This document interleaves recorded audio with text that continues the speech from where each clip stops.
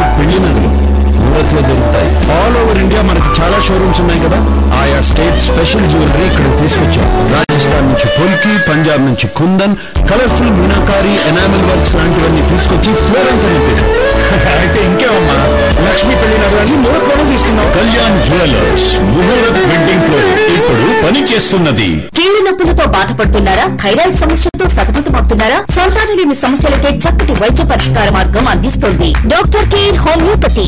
ఇప్పుడు Leelamahal junction, Tirupati.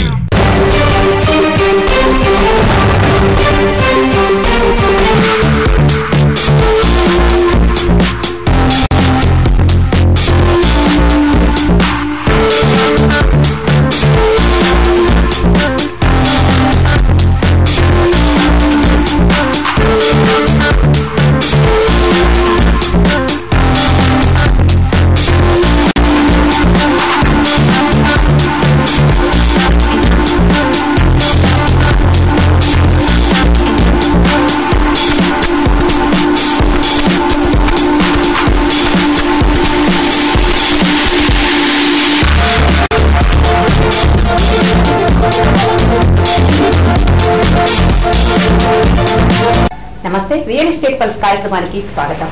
Real estate సంబంధించి మనకు ఎన్నో సందేహాలుంటాయి.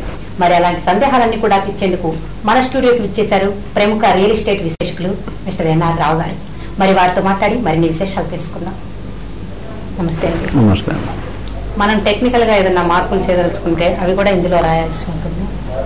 రాయలేండి. అంటే కొన్ని చేంజెస్ మీరు మొదటే ఇప్పుడు ఫ్లోర్ ప్లాన్ తీసుకొని నాకు ఇక్కడ పూజా రూమ్ కావాలి, లేదా నాకు ఇక్కడ గోడ వద్దు, లేదంటే కొన్ని లోడ్ బేరింగ్ వాల్స్ కొన్ని కండిషన్స్ లో బిల్డర్ ఇవ్వలేరండి. సో మీరు 100% ఆ ఫ్లోన్ లో మీరు ఏదైతే ఫ్లోర్ ప్లాన్ ఉంటుందో ఆ ఫ్లోర్ ప్లాన్ తీసుకొని మీరు అక్కడ మీకు ఈ పర్టికులర్ చేంజ్ కావాలి అనేటప్పుడు మీరు ఆ చేంజెస్ ని అక్కడ రాయించాలి. వర్డ్స్ లో డాక్యుమెంట్ లో చేసి అక్కడ సపరేట్ సైన్ చేయించుకొని కింద వర్డ్స్ లో కూడా రాసుకొని దానికి మళ్ళీ ఒక్కోసారి అడిషనల్ కాస్ట్ ఏమైనా ఉందా లేదా. ఇప్పుడు కొంతమంది బిల్డర్లు ఉన్నారు, పూజా రూమ్ కావాలంటే పెట్టు సరే ఇచ్చేద్దాం అంటారు. కొంతమంది అంటారు అట్లా కాదు, నాకు ఇది తీసేసే మొత్తం గోడ ఎరగొట్టి నేను ఇక్కడ వేరే హోమ్ థియేటర్ పెడతాను, లేకపోతే ఇంకేదో పెడతాను అంటారు. అప్పుడు బిల్డర్ కి రెగ్యులర్ ఖర్చు ఎక్కువ ఖర్చు అవుతుంది.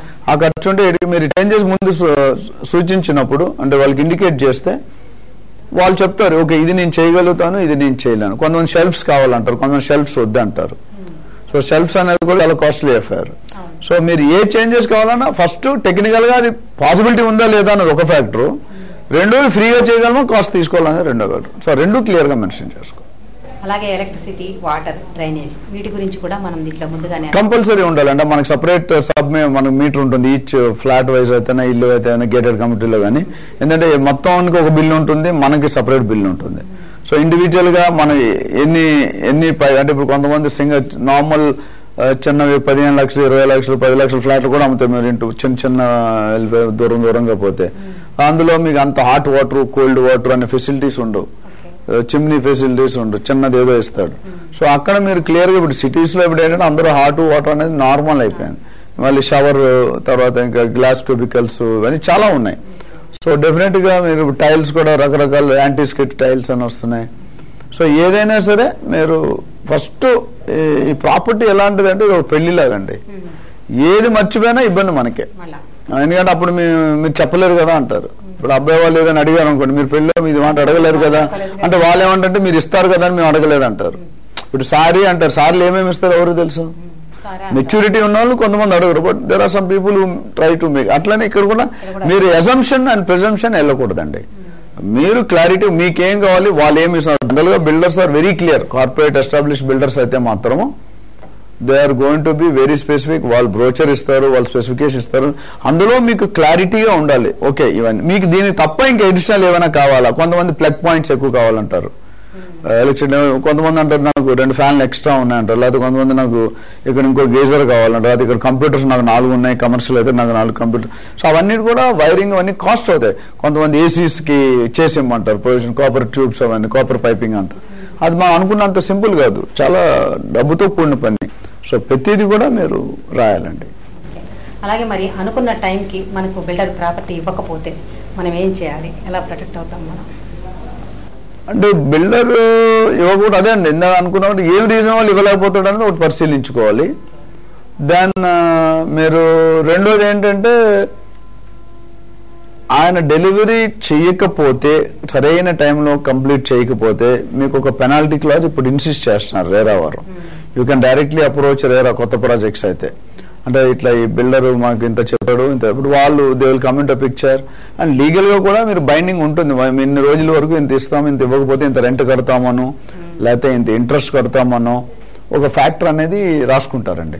అది ఇంట్రెస్ట్ అని మనం చూసుకోవాల్సి వస్తుంది. మనం సైన్ అండి we have to be feel happy. ఒక్కొక్కసారి ఏమవుతుందంటే అక్కడ మార్కెట్ రేట్ స్క్వేర్ ఫీట్ 10 రూపాయలు ఇస్తే నేను 2 రూపాయలు ఇస్తానంటాడు. అది సరైన పద్ధతి కాదు. కొంతమంది ఏంటంటే కాన్ఫిడెంట్ గా మేము చేస్తాం అనుకుంటారు, అనుకోకుండా స్టక్ అవుతుంది. అది ఏ కారణం స్టక్ అయినా ఎఫెక్ట్ అయితే మనమే పడుతుంది. మనం ఈఎంఐస్ కట్టుకోవాలి. ఎందుకంటే మీకు ప్రోగ్రెస్ వైజ్ పేమెంట్ రిలీజ్ అవుతూ పోతుంటుంది. ఫస్ట్ 20% ఇస్తారు, మీ 3వ ఫ్లోర్ 6వ ఫ్లోర్ 9వ ఫ్లోర్ ఒక్కొక్క స్టేజ్ వైజ్ మీకు పేమెంట్ షెడ్యూల్ అనేది ఇస్తాడు. మీకు ఆ షెడ్యూల్లో పోతారు మీరు. సో ఆ షెడ్యూల్ మీరు సపోజ్ 85% అయిపోయింది, లాస్ట్ 10% అయిపోయింది. మీ ఫ్లాట్ అయితే వాడుకోలేరు కదా, కానీ మీ 85% పేమెంట్ రిలీఫ్. సపోజ్ ₹1,00,000 85 లక్షలకు మీరు 20% ఇస్తే మిగతా 65 లక్షలకు వడ్డీ కడుతున్నారు. ఎవరు కట్టాలి అది? సో మన పెనాల్టీ క్లాజ్లో ఈ 3 రకాలు ఉంటాయి అన్నమాట. ఒకటి the builder has to pay the rent అని, లేదా builder has to pay the interest అని, లేదా builder has to pay the EMIs అని. సో ఇది ఎవరు వారు కంఫర్ట్ జోన్స్ లో వాళ్ళు డిస్కస్ చేసుకోవాల్సిన అవసరం ఉంటుంది. ఒకవేళ బిల్డర్ జిహెచ్ఎంసీ పర్మిషన్ ప్రకారం కట్టి ఉండకపోతే దానికి ఎవరు బాధ్యులండి? 100% బిల్డరే బాధ్యుడు అండి. ఎందుకంటే ఇప్పుడు ఆ ఛాన్స్ తీసుకోరండి బిల్డర్స్. నేను అంత ముందు సందర్భంలో కూడా చెప్పాను. ఎందుకంటే ఒకప్పుడు ఒక 20-25 ఇయర్స్ బ్యాక్ వెళ్తే కనుక ఒక్కసారి జిహెచ్ఎంసీ పర్మిషన్ ఇచ్చేది. అంటే మున్సిపల్ కార్పొరేషన్ ఎంసీహెచ్ అని ఉండేది, ఇచ్చేసి అయిపోయేది. సో అప్పుడు కొంతమంది ఏం చేశారంటే తెలివిగా కొద్దిగా ఎక్స్ట్రా ఇన్కమ్ కోసమని, ఎక్స్ట్రా బెనిఫిట్ కోసమని అది డీవియేట్ అయి కట్టేవారు. ఇప్పుడు అలా కట్టడానికి అవకాశం లేదండి. ఎందుకంటే ఫస్ట్ మీరు కడుతున్నామని అప్లై చేసుకోవాలి, పర్మిషన్ టు బిల్డ్. రెండోది పర్మిషన్ టు ఆపరేట్, ఓసీ అంటారు, లేకపోతే కంప్లీషన్ సర్టిఫికేట్, ఆక్యుపెన్సీ సర్టిఫికేట్. అక్కడ ఏం చేస్తున్నారు జిహెచ్ఎంసీ వాళ్ళు ఇప్పుడు ప్రస్తుతం మీకు పర్మిషన్ ఇచ్చేటప్పుడే చెప్తున్నారు, నువ్వు ఈ ల్యాండ్ లో ఇంత స్క్వేర్ ఫీట్ కడతానన్నావు, దీంట్లో 10% వాళ్ళు మార్టిగేజ్ చేయమంటున్నారు. అది కూడా గ్రౌండ్ ఫ్లోర్ ఫస్ట్ ఫ్లోర్ లోనే చేయాలి. ఒక 10 ఫ్లోర్స్ పెట్టారనుకోండి, గ్రౌండ్ ఫస్ట్ ఫ్లోర్. ఎందుకంటే రేపొద్దున మీరు బిల్డర్ కనుక బై ఎనీ ఛాన్స్ అవరు అంత రిస్క్ తీసుకోరు. 2 కోట్ల ప్రాజెక్టులో ఒకవేళ డివేట్ అయ్యారనుకోండి, ఒక +or- 5 to 10% వ్యాలిడ్ అలౌడ్ ఉందండి. ఎందుకంటే అంత యాక్యురసీ కాదు. బట్ సంబడి డివేటింగ్ 30% అనుకోండి, 40% అనుకోండి, then there is an issue. So అప్పుడు ఏం చేస్తారు, వాళ్ళు ఆక్యుపెన్సీ సర్టిఫికేట్ ఇవ్వరు. ఆక్యుపెన్సీ సర్టిఫికేట్ అయితే మళ్ళీ మీకు ఇబ్బంది అవుతుంది. మీకు you cannot stay there and use it. మీ ట్యాక్స్ మిగతా అన్ని ఒకదాని ఒకటి లింక్ ప్రాబ్లమ్స్. సో జనరల్ గా డివేట్ అవ్వకూడదు. అయితే అది బిల్డరే సార్ట్అవుట్ చేసి మీకు క్లియర్ చేయాలి. అలాగే మనం ఒక ప్రాపర్టీ తీసుకునే ముందు ఓల్డ్ డ్యూస్ అని కొన్ని ఉంటాయి, అది ఎలా తెలుసుకోవాలి? అసలు వాళ్ళు పే చేస్తారా? ఇది అంతా మీరు చెక్ చేసుకోండి. సంబంధించిన డిపార్ట్మెంట్స్ ఉన్నాయండి. కొంతమంది ఐటీ ఉంటుంది, కొంతమంది ల్యాండ్ ట్యాక్సెస్ ఉంటాయి, కొంతమంది బిల్స్ ఉండిపోతాయి, ఎలక్ట్రిసిటీ బిల్స్, వాటర్ బిల్స్, రకరకాలు. కొంతమంది వర్కర్స్ కి శాలరీ ఇవ్వరు, లేకపోతే కొంతమంది ఉన్న వాచ్మెన్ కి శాలరీ ఇవ్వరు. ఇవన్నీ ఏది డ్యూ అయినా రేపొద్దున మీరు ఆక్యుపై. నేను స్మాల్ ఎగ్జాంపుల్ ఇస్తాను ఈ సందర్భంలో. ఒక very prominent, very high professor, అంటే హై ప్రొఫెషనల్ ఉంటాయి, ఐఏఎస్ క్యాడర్ ప్రొఫెషనల్. ఆయన ఒక ఇంట్లో సికింద్రాబాద్ లో ఒక ఇంటి దగ్గర ఒక సర్వెంట్ పెట్టుకున్నారు. ఆ సర్వెంట్ ఒక ప్రాబ్లీ 10-12 ఇయర్స్ అప్పుడే జాయిన్ అయిపోయింది అమ్మాయి. ఆ ఇల్లు ఇప్పుడు 65 ఇయర్స్ ఓల్డ్. సో అది అమ్మకానికి పెట్టారు, వీళ్ళ ఫారెన్ వెళ్ళిపోయారని. పెట్టినప్పుడు ఆ సర్వెంట్, ఆ 12 సంవత్సరాల అమ్మాయి ఇప్పుడు కాస్త 50-60 సంవత్సరాలు ముసలావిడ అయింది. అయితే వీరు వేరే వాళ్ళు ప్రాపర్టీ అమ్ముకోవడానికి ట్రై చేస్తున్నారు. చూస్తాం కదా, చూసినప్పుడు ఆవిడ గేటుకి ఎదురుగా పడుకుంటుంది, నువ్వెవరు ఇక్కడ రావడానికి అని చెప్పి. ఈ ప్రాపర్టీ నాది, నాకు ఫస్ట్ అన్ని సెటిల్ చేయండి. ఓనర్స్ అమెరికాలో ఉంటారు, ఈవిడే మెయింటైన్ చేస్తుంది. సో బయర్స్ అది చూసి పారిపోతున్నారు. అరే ఈ తలగా నొప్పి ఎందుకు ఇన్ని కోట్లు పెట్టుకొని పేర్చేయాలని. సో ఇప్పుడు ఫైనల్ ఏమైంది, మళ్ళీ ఒక ఆర్బిటర్, మీడియేటర్, థర్డ్ పర్సన్ వచ్చి ఆవిడకి ఏదో సమ్ అమౌంట్ ఇచ్చి సెటిల్ చేసి ఆవిడ బయటికి లాగారు. ఇప్పుడు ఈ అమౌంట్ మనం ఎవరు ఇవ్వాలి? మనం ఇవ్వలేము కదా యాజ్ ఎ బయ్యర్. అక్కడ. సో ఎగ్జాంపుల్ చెప్తాను, అలాగా అనేకమైన సందర్భాల్లో ఇలాంటివి జరుగుతుంటాయి. లేదా దాని మీద లోన్ తీసుకుని ఉండొచ్చు, హ్యాండ్ లోన్ తీసుకుని ఉండొచ్చు, అప్పు తీసుకునేవచ్చు, తెలియదు మనకి అట్ ఏ టైం. అది మీరు again it goes back to the trust factor, genuineness. కాకపోతే మీకు వీలైనంత వరకు నైబర్స్ కానీ ముందు కానీ ఎదురుగానే మీకు తెలిసిన కాంటాక్ట్స్ లో ఉపయోగించి వీళ్ళు ఉంటారు. ఎక్కడో రెఫరెన్సెస్ ఒకటి గవర్నమెంట్ బాడీస్ ని చెక్ చేసుకోవాలి, అవి మీకు క్లియర్. ఇప్పుడు ఆన్లైన్ లో చెక్ చేసుకోవచ్చు, లేదా మీరు డైరెక్ట్ గా సంబంధించిన డిపార్ట్మెంట్కి వెళ్తే మీరు తెలుసుకోవచ్చు. సరే, ప్రాపర్టీ లీగల్ గా అంతా సరిగ్గానే ఉంది అనేది ఎలా తెలుసుకోవటం? లీగల్ గా అంటే ఇప్పుడు అదే ఈచ్ డిపార్ట్మెంట్ మీరు ఎక్సర్సైజ్ చేసుకోవాలంటే బిల్డర్ ఒక సెట్ ఆఫ్ డాక్యుమెంట్స్ ఇస్తాడు, అందులో అన్ని పర్మిషన్స్ ఉంటాయి. కొంతమంది Indian airport authority, pollution, fire and safety, GHMC, what ever related permissions అన్ని ఇస్తారు. ఆ పర్మిషన్స్ కాపీస్ తీసుకెళ్లి సంబంధించిన డిపార్ట్మెంట్కి వెళ్ళి మీకు అది నిజమా కాదని మీరు చెక్ చేసుకోవచ్చు. జనరల్ గా సర్టిఫికెట్స్ ఇచ్చారంటే ఎవరు కూడా ఈ రోజుల్లో public is more educated than the builder. ఎందుకంటే బిల్డర్ ఒకటో రెండో ప్రాజెక్ట్స్ వస్తారు, లేదా ఆ ప్రాజెక్ట్, బట్ బయ్యర్ 10 ప్రాజెక్టులు చూసి వస్తున్నాడు.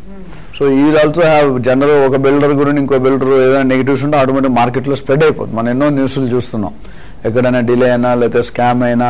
So people are aware of it. So దాని గురించి నాకు తెలిసి ఇప్పట్లో అది చాలా వరకు తగ్గిందండి. The negativity is slowly coming down and people are matured and I think long-term builders are not affording to do that and they cannot afford to do it. ఎందుకంటే వాళ్ళు ఒక బయర్ వస్తే ఈ buyer it's like a golden egg story. ఎందుకంటే golden duck అంటారు కదా, golden అదేంటంటే బంగారు బతుకుడు. వాడు ఒక బయర్ మీతో హ్యాపీ అంటే ఆయన 10 సార్లు మీ దగ్గరకు వస్తాడు, 10 మందిని మీ దగ్గర పంపిస్తాడు. Real estate is all about referral business. So ఆ రెఫరల్ బిజినెస్ లో మనం చేయాలంటే పబ్లిక్ రిలేషన్ మెయింటైన్ చేయాలి. మనం ఆయన వచ్చే ఫస్ట్ బయర్ని ఇబ్బంది పెట్టదు. జందుకు ఇప్పుడు కొంతమంది బిల్డర్స్ ఉన్నారు, I don't want to name them, continuous గా లాస్ట్ 10-20 సంవత్సరాల్లో 30, 40, 50, 60 ప్రాజెక్ట్స్ చేస్తున్నారు. కొంతమంది ఇన్వెస్టర్స్ కంటిన్యూగా ఆయనకు పెట్టే ప్రతి ప్రాజెక్ట్ లో కూడా ఏదో ఒక రాయనో, ఆయన రిలేటివ్, ఆయన బ్రదర్నో, సిస్టర్నో పెట్టి కొనిపిస్తున్నారు. So he's losing the business కదా. గుడ్ విల్ అనేది మీరు ఏదైనా మంచి పేరు రావాలంటే చాలా కష్టపడ్డారు. చెడ్డ పేరు ఓవర్ నైట్ వస్తుంది మీకు. రాత్రి ఒకటి తప్పు పని చేస్తే పేపర్లో హైలైట్ న్యూస్ వచ్చేస్తుంది. కానీ మంచి పని రావాలంటే you cannot build it. So it's very tough job, right? Real estate pulse కార్యక్రమంలో చిన్న బ్రేక్ తీసుకుందాం.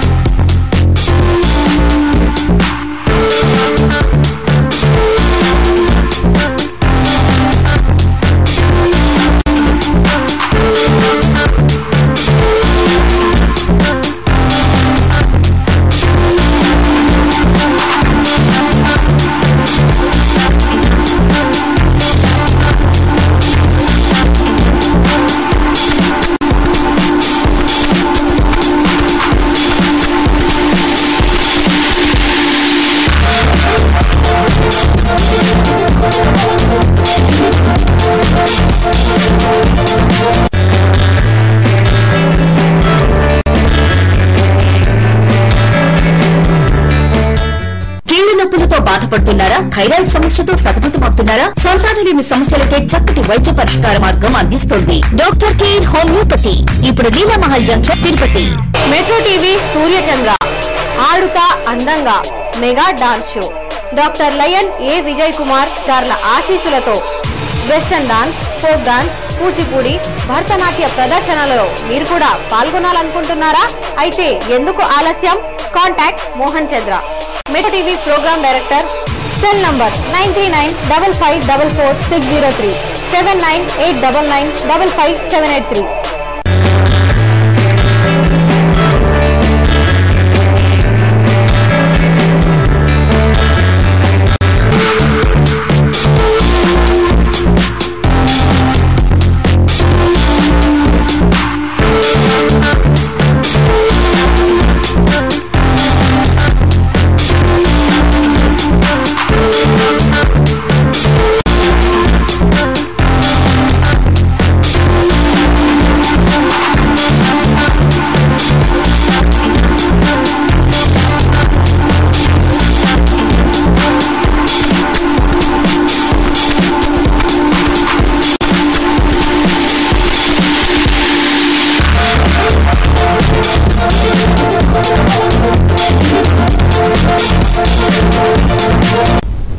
కార్యక్రమానికి తిరిగి స్వాగతం.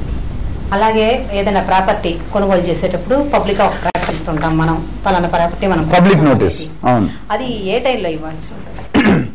నన్ను అడిగితే కనుక మీరు అగ్రిమెంట్ సేల్ అయ్యే ముందే ఇవ్వాలండి. ఒక్కోసారి ఏంటంటే బిల్డర్ కూడా లేకపోతే ఇండివిజువల్ ఓనర్స్ రెస్ట్రిక్ట్ చేస్తారు, అసలు నువ్వు కొనుక్కుంటే నేను ఎట్లా ఇస్తామని.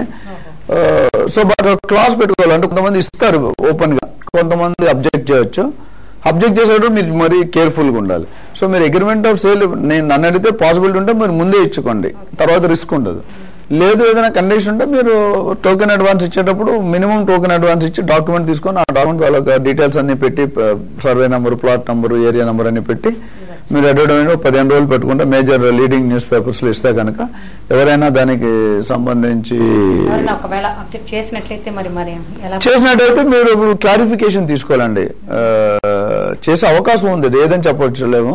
అయితే దానికి బిల్డర్ రెస్పాన్సిబిలిటీ అంటే మీకు క్లియర్ గా క్లాజ్ రాసుకోవాలి. నా దీంట్లో నేను అడ్వర్టైజ్మెంట్ ఇచ్చుకుంటాను, ఇచ్చుకున్నప్పుడు ఇది ఎవరైనా దీన్ని అబ్జెక్ట్ చేస్తే కనుక మీరు నా డబ్బులు నాకు ఇచ్చేసాలి, లేకపోతే మీరు దాన్ని క్లారిఫై చేయండి. Either you satisfy me with the documentation or you refund my money back.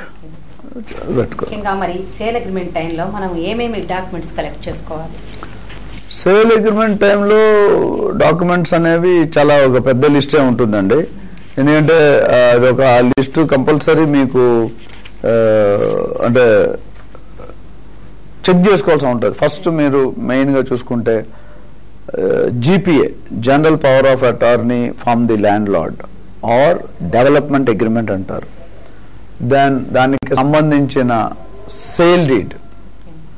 So you have to try to see the originals. Xerox copy మీకు ఇవ్వచ్చు, అది రోజుల్లో కలర్ జెరాక్స్ ఇస్తాను, but you have to see the original copy with your eyes. So lot of things can happen if things are not going right. So అది ఒకటి ఉందండి. Next మీరు sale deed చెప్పాను మీకు. సేల్ డీడ్ తర్వాత మీకు link documents చెప్పాను. Then your approved GHMC plan ఉంటుంది మీకు. ఎందుకంటే చెప్పాను కదా, పర్మిషన్ టు బిల్డ్ అనే ప్లాన్ ఉంటుంది, అదే రెడీ టు ఆక్యుపై అయితే ఆల్రెడీ మీకు ఆక్యుపెన్సీ సర్టిఫికేట్ కూడా వస్తుంది. Then master survey plan layout తీసుకోవాల్సి ఉంటుంది, ఆ ప్లాట్ ఏ ఏరియాకి చెందుతుంది ఏంటి అన్నది. దాని కొంతమంది ఇప్పుడు గవర్నమెంట్ బాడీస్ లో ఫైర్ అండ్ సేఫ్టీ ఉంది, ఇండియన్ ఎయిర్పోర్ట్ అథారిటీ అంటే ఇండియన్ ఎయిర్పోర్ట్ అథారిటీ వాళ్ళు ఇస్తారంటే ఎయిర్పోర్ట్ వాళ్ళు కొన్ని మీరు చూసే శంషాబాద్ దగ్గర హై రైజ్ ఎలా వచ్చారు, ఎక్కడైతే ఫ్లైట్స్ మీకు అవుతుంటాయో they will not do it. So సంబంధించి ఒక గ్రామ పంచాయతీ అయితే గ్రామ పంచాయత్ లేఅవుట్ లో ఉండాలి. దాని తర్వాత మీకు ఈ ట్యాక్స్ రిసిప్ట్స్, బేసిక్లీ ఎంసీహెచ్ ఇచ్చే tax receipt, latest electricity bill paid if there కడుతుంటే, అంటే కొత్త ప్రాపర్టీకి పాత ప్రాపర్టీకి కొన్ని మారుతూ ఉంటాయి, సో అది తీసుకోవాల్సి వస్తుంది. దాని ఎలివేషన్ కాపీ తీసుకోవాలి. దాన్ని ఏమైనా టెక్నికల్ గా మీరు అడిషనల్ వర్క్స్ కానీ లేకపోతే ఏమైనా డీవియేషన్స్ అయ్యేవి లేకపోతే ఏమైనా మ్యూటేషన్ అయింది అంటే ఆ డాక్యుమెంట్ తీసుకోవాలి. So the totally list of encumbrance certificate తీసుకోవాలి. దెన్ అదే పాత ప్రాపర్టీ అనుకుంటే వాల్యుయేషన్కి వెళ్ళినట్టు దాని వాల్యుయేషన్ ఎంత ఉంది, మార్కెట్ వాల్యూ మీరు చెక్ చేసుకోవచ్చు. దాని స్ట్రక్చరల్ స్టెబిలిటీ ఎలా ఉంది. సో కొన్ని మినిమం అయితే బ్యాంక్ లోన్కి వెళ్ళేటప్పుడు ఇవన్నీ ఇన్సిస్ట్ చేస్తారండి. లింక్ డాక్యుమెంట్స్ కానీ, సేల్ డీడ్ కానీ, ఈసీ కానీ, లీగల్ ఒపీనియన్ కానీ, ఇవన్నీ కూడా మీరు కంపల్సరీ చెక్ చేసుకోవాలండి. మరి బిల్డర్ తాలూకు వ్యక్తిగత విషయాలు కూడా మనం తీసుకోవాల్సిన అవసరం ఉంటుందంటారా? తీసుకోవాలండి, ఎందుకంటే దేర్ ఐడెంటిటీస్ ఉంచుకోవడం మంచిది మీ దగ్గర. Their ID proof, Aadhaar. Today ఈ మధ్యకాలంలో లేటెస్ట్ ఆధార్ కార్డ్ అనేది చాలా ఇంపార్టెంట్ రోల్ ప్లే చేస్తుంది. దాని తర్వాత మీకు పాన్ కార్డ్ ఉంటుంది, ఎందుకంటే ఆ ట్రాన్సాక్షన్ వాళ్ళు రిఫ్లెక్ట్ చేస్తున్నారా లేదండి. ఇప్పుడు ఎవ్రీథింగ్ స్మాలర్ హయ్యర్ వాల్యూస్ అంటే మీకు పర్టికులర్ వాల్యూ తర్వాత even IT is going to come in to the picture. So దానివల్ల మీకు ఇది అవుతుందండి. మరి అగ్రిమెంట్ అనేది అసలు ఏ పేపర్ మీద తీసుకోవాలంటారు? జనరల్ గా అయితే 100 రూపీస్ స్టాంప్ పేపర్ మీద తీసుకుంటారు, లేకపోతే ఫ్రాంక్లిన్ చేసుకోవచ్చు. ఎందుకంటే నాన్ జ్యుడిషియల్ స్టాంప్ పేపర్ అంటారు అనమాట. ఏదైనా ఒకటి లీగల్ గా validity, court of Lalo legal గా వ్యాలిడిటీ ఉండాలి. మీకు వ్యాలిడిటీ కోసం ఇది మీకు కంపల్సరీ అవసరం. అండ్ ఏది తీసుకున్నా అంటే 100 రూపీస్ దొరకపోతే అని ఒక్కోసారి 250 పెట్టుకోండి. లేదా the value of the stamp paper should be 100 rupees and it should be made in 2 copies, 1 copy for you, 1 copy for the builder. అంటే ఒకటే కాపీలో same thing whatever the builder is giving it to you, ఆయన దగ్గర కాబట్టి ఇద్దరు sign చేసుకుంటారు, exchange the documents. ఇద్దరు రేపొద్దు అది అయిపోయిన తర్వాత దాని పర్పస్ సేల్ డీడ్ కింద కన్వర్ట్ అవుతుంది. ఈ యూడిఎస్ అంటే ఏంటి? అది కొన్న ప్రతి ఫ్లాట్ కి వస్తుంది అంటారా? యూడిఎస్ అనేది undivided share value of land అండి. డెఫినెట్ గా ఇప్పుడు సింపుల్ స్మాల్ ఎగ్జాంపుల్ కనుక తీసుకుంటే ఒక 1000 స్క్వేర్ యార్డ్స్ లో ఒక ఫ్లోర్ కి 5 ఫ్లోర్లు అలౌడ్ ఉంటుంది. ఫ్లోర్ కి 4 ఫ్లాట్లు కట్టామనుకోండి, అంటే 5 ఫ్లోర్లు అంటే 20 ఫ్లాట్లు. సో 20 ఈచ్ ఫ్లాట్ కి సైజులు బట్టి 50 నుండి 60 వరకు మీకు యూడిఎస్ అదే కంపల్సరీ ఉంటుంది. ప్రతి ప్రాపర్టీ కొనేటప్పుడు మీకు ల్యాండ్ అనేది కంపల్సరీ అలొకేట్ అవుతుంది. అది ఎంత లేవు, అదే హై రైజ్ బిల్డింగ్ వెళ్తుంటే కనుక మీకు అది ల్యాండ్ వాల్యూ తక్కువ ఉంటుంది. చాలా సందర్భాల్లో చూస్తూ ఉంటాం మనం, టెర్రస్ గురించి ఎక్కడ కూడా క్లారిటీ అంతగా కనిపించదు. మరి దీని గురించి క్లారిటీ కూడా మనం ముందే తీసుకోవాలంటారా? ఉండాలండి. అంటే ఒక్కోసారి ఏమవుతుందంటే టెర్రస్ రైట్స్ అనేది ఇట్స్ కామన్ రైట్స్ అండి. టెర్రస్ రైట్స్ ఎందుకంటే until unless it's own independent house మీ టెర్రస్ కి అప్పుడు ప్రాబ్లం ఉండదు. ఇఫ్ ఇట్ ఈస్ ఏమంటారు కామన్ గా ఈచ్ ఫ్లోర్ 10, 20, 30 ఫ్లాట్లు ఉండేటప్పుడు కింద కామన్ ఏరియాస్ కొన్ని ఉంటాయి. ఇప్పుడు లిఫ్ట్ ఏరియా, లబీ ఏరియా, అంటే స్టెప్స్ ఏరియా, స్టైర్ కేసు, దెన్ అట్లా కొన్ని కామన్ డీజీ సెట్, సర్వెంట్ కూడా, ఇవన్నీ కూడా కామన్ అందరికీ ఉపయోగపడేది. సో టెర్రస్ కూడా ఎవరి ఫంక్షన్ అయితే వాళ్ళు వాడుకోవచ్చు. జనరల్ గా ఏదంటే ఎవరికి ఇండివిజువల్ కి ఇవ్వరండి టెర్రస్ సైట్స్. ఎక్కడైనా ఒకవేళ ఇండివిజువల్ గా ఇచ్చారంటే అది మీరు తెలుసుకోవాల్సిన బాధ్యత ఉంది. ఎందుకు ఇచ్చారు అది మీకు ఇష్టం ఉంటేనే ముందే కనుక్కొని మీరు ఓకే మీకు అలౌడ్ లేదంటే మీరు ఏం చేయలేదు, తీసుకోవాలి. ఎందుకంటే టెర్రస్ అనేది ఇప్పుడు ఒక అకౌంట్ చాలా పెద్ద ప్లేస్. ఏదైనా ఫంక్షన్ అయితే బయట ఎక్కడో చేసుకుంటే ఇక్కడే చేసుకుంటాం, బయట అంటే మళ్ళీ అద్దె కట్టుకోవాలి. ఇప్పుడు లేటెస్ట్ గేటెడ్ కమ్యూనిటీస్ లో అయితే మీకు you get along with them banquet halls అనే ఫంక్షన్ అన్ని అందులోనే with in the gated community మీకు ఇస్తున్నారు. ఈ అగ్రిమెంట్ ఆఫ్ సేల్ ని రిజిస్టర్ చేసుకోవాలంటారా? ఒకవేళ చేసుకోవాల్సి వస్తే దాని ఖర్చులు ఎవరు భరించారు? రిజిస్టర్ చేసుకోవాలంటే అంటే జనరల్ గా చేయరండి, బట్ చేసుకోవడం వల్ల మంచిదే, మీకు లాస్ అంటూ లేదు. మేబీ ఒక కొద్ది మినిమం ఖర్చు అవుతుంది, కోర్టుకి స్టాంప్ డ్యూటీ కట్టాల్సి ఉంటుంది. చేసుకుంటే కోర్ట్ ఆఫ్ లాలో ఇప్పుడు ఇందాక మీరు అడిగారు కదా, బిల్డర్ చేయకపోతే, డెలివరీ చేయకపోతే, కంప్లీట్ చేయకపోతే అని మీరు అడిగారు కదా, ఆ కేసులో ఇక్కడ మోర్ ఫామ్ ఉంటుంది court of Lalo. 100 rupees stamp కూడా ఈక్వల్లీ వ్యాలిడే, బట్ రిజిస్టర్ అయినప్పుడు మోర్ పవర్ఫుల్. సో దాన్ని అయితే ఇక్కడ విషయం వస్తుంటే బిల్డర్ జనరల్ గా ఖర్చులు పెట్టుకోడు. మనం ఎవరైతే బయర్ ఇన్సిస్ట్ చేస్తే కానీ బిల్డర్ ఇన్సిస్ట్ చేయడు, బికాజ్ ఈ knows that is is property. Buyer కనుక ఇన్సిస్ట్ చేస్తే ఆ చార్జెస్ బయర్ పెట్టుకోవాల్సి ఉంటుంది, బిల్డర్ వచ్చి సైన్ చేస్తారు. మరి అగ్రిమెంట్ ఆఫ్ సేల్ కూడా విట్నెస్ అవసరం?